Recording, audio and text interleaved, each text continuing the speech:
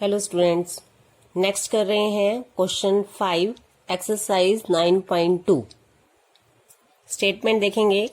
आकृति 9.17 में यह आकृति है PQRS और ABRS समांतर चतुर्भुज हैं तथा X भुजा BR पर स्थित कोई बिंदु है। दर्शाइए कि एरिया PQRS बराबर एरिया ABRS।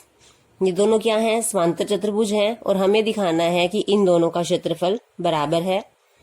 समांतर चतुर्भुज का क्षेत्रफल कब बराबर होता है? जब वो दोनों एक ही आधार और एक ही समांतर रेखाओं के बीच स्थित हों। तो यहाँ पर PQRS और ABRS दोनों समांतर चतुर्भुज एक ही आधार SR पर स्थित है और एक ही समांतर रेखाओं के बीच स्थित है। तो इन दोनों का क्षेत्रफल क्या होगा? बराबर। दूसरा सिद्ध करना है एरिया AXS।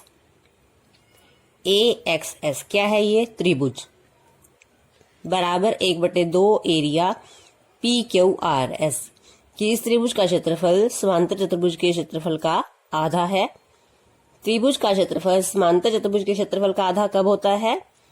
जब दोनों आकृतियां एक ही आधार और एक ही समांतर रेखाओं के बीच स्थित हों। पहला भाग तो बिल्कुल सिंपल है, जिसमें हमने दोनों समांतर चतुर्भुज का क्षेत्रफल बराबर सिद्ध करना है। तो हम यही लिखेंगे कि ये दोनों आकृतियां एक ही आधार SR और एक ही समांतर रेखाओं SR और PB के बीच स्थित है, इसलिए दोनों का क्षेत्रफल बराबर है। तो इसी तरह से लिखेंगे PQRS और ABRS दोनों समांतर चतुर्भुज एक ही आधार SR और एक ही समांतर रेखाओं के बीच स्थित है, इसलिए एरिया PQRS बराबर एरिया ABRS।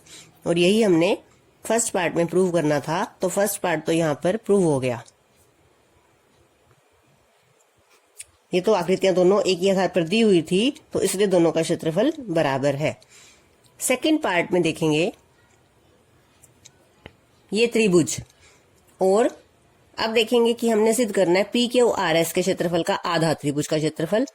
तो PQRS और त्रिभुज एक ही आधार पर नहीं है, तो हम देखेंगे कि जो ये त्रिभुज है AXS ये त्रिभुज, और जो समांतर चतुर्भुज है ABRS उसको देखेंगे ABRS को। ये त्रिभुज और समांतर चतुर्भुज, अब आपको दिखेगा कि जब मैंने यहाँ पर लाइन लगाई है तो ये जो आधार है AS ये इस त्रिभुज का भी है और ये आधार ABRS समांतर चतुर्भुज का भी है। तो त्रिभुज और समांतर चतुर्भुज ABRS एक ही आधार AS और एक ही समांतर रेखाओं AS और BR के बीच स्थित है। दोनों आकृतियों को ध्यान से देखेंगे, त्रिभुज AXS और चतुर्भुज ABRS को। तो लिखेंगे यहाँ पर त्रिभुज AXS तथा समांतर चतुर्भुज ABRS एक ही आधार, कौन सा आधार है? AS तथा एक ही समांतर रेखाओं, समांतर रेखाएं कौन सी हैं? एक तो AS है, AS तथा दूसरी समांतर रेखा है BR के बीच स्थित है। तो त्रिभुज का क्षेत्रफल क्या होगा? इस समांतर चतुर्भुज के क्षेत्रफल का आधा।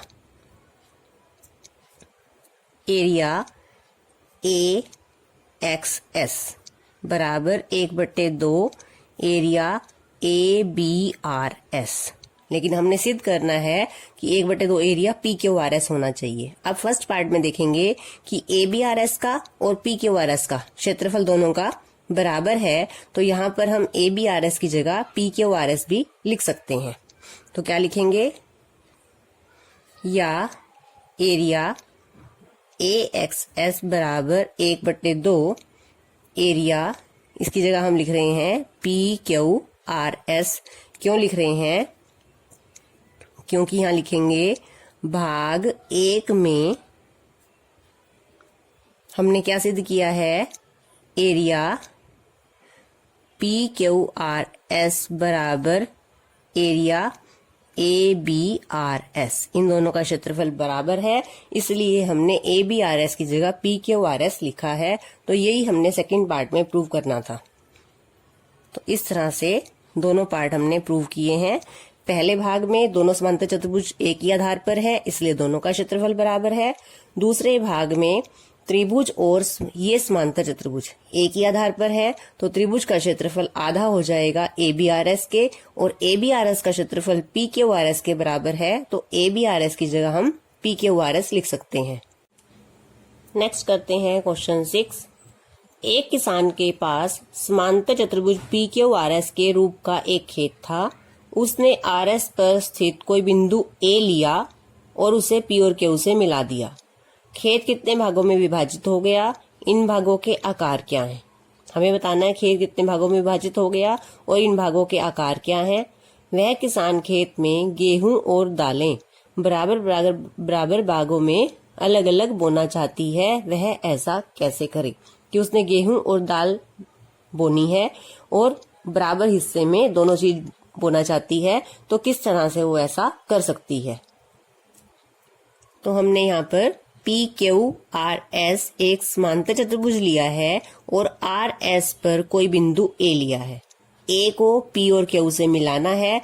अब हम देखते हैं कि यहाँ पर हमारे पास जो भाग हैं वो 3 भाग हो गए हैं, 1, 2 और 3। अब इन 3 भागों के नाम बताने हैं। ये तीनों भाग क्या हैं, त्रिभुज हैं। पहला भाग APQ, दूसरा भाग PSA, तीसरा भाग QRA। तो ये 3 भाग हैं और तीनों भाग जो हैं वो त्रिभुज हैं। तो एक उसने ये पूछा कि इसके खेत के कितने भाग हो गए, 3 भाग हो गए। तीनों भागों के नाम बताइए। अब हमने ये बताना है कि गेहूं और दाल बराबर हिस्से में बोने के लिए उसे किस तरह से बोना है। तो सबसे पहले ये देखते हैं कि जो ये त्रिभुज है APQ और समांतर चतुर्भुज PQRS, ये दोनों आकृतियां एक ही आधार और एक ही समांतर रेखाओं के बीच हैं, इसलिए इस त्रिभुज का क्षेत्रफल समांतर चतुर्भुज के क्षेत्रफल का आधा होगा। तो सबसे पहले हम पहले प्रश्न का उत्तर देंगे कि A को P और Q से मिलाने पर खेत PQRS 3 भागों के नाम लिख दिए हमने। त्रिभुज PAS, त्रिभुज APQ और त्रिभुज AQR, तीनों भागों के नाम ये इन 3 भागों में विभाजित हो जाता है। अब हम बता रहे हैं कि गेहूं और दालें बराबर हिस्से में कैसे बो सकते हैं। तो त्रिभुज APQ और समांतर चतुर्भुज PQRS एक ही आधार PQ और एक ही समांतर रेखाओं PQ और SR के बीच स्थित है, इसलिए एरिया APQ बराबर होगा 1/2 एरिया PQRS कि त्रिभुज का क्षेत्रफल समांतर चतुर्भुज के क्षेत्रफल का आधा होता है। अब हमारे पास क्या है कि आधा क्षेत्रफल तो त्रिभुज को मिल गया, इस त्रिभुज को मिल गया आधा क्षेत्रफल, किसको, APQ को, और जो बाकी आधा क्षेत्रफल है वो कहाँ पर है, वो इन 2 हिस्सों में है। तो अगर बराबर हिस्से करने हो तो गेहूं इस हिस्से में, इसे हम भाग 1 कह देते हैं, ये भाग 2 है, ये भाग 3 है। तो पहले हिस्से में अगर गेहूं बो दी जाए तो दूसरे और तीसरे दोनों हिस्सों में दालें बोनी होगी, जिससे आधा हिस्सा गेहूं को चला गया और आधा हिस्सा इन 2 भागों में है, वो वहां पर दालें बोनी पड़ेंगी, तभी बराबर हिस्सों में ही दोनों चीजें बोई जाएंगी। तो यही लिखेंगे हम कि आधा आधा एरिया बट गया है, आधा एरिया इस त्रिभुज में रह गया है और आधा एरिया इन दोनों को मिलाकर बनता है। तो क्या लिखेंगे कि यदि त्रिभुज APQ में गेहूं बोया जाए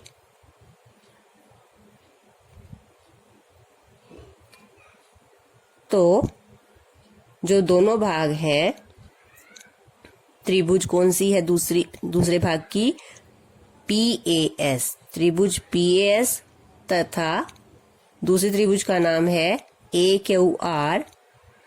तो त्रिभुज इसमें और इसमें दोनों में दालें बोनी पड़ेंगी। उससे क्या होगा कि गेहूं और दालें बराबर भागों में बोई जाएंगी। तो इस तरह से हमने ये बताया है कि आधा क्षेत्रफल इसमें है और आधा क्षेत्रफल इन दोनों हिस्सों में है। तो यही क्वेश्चन है हमारा 6th क्वेश्चन।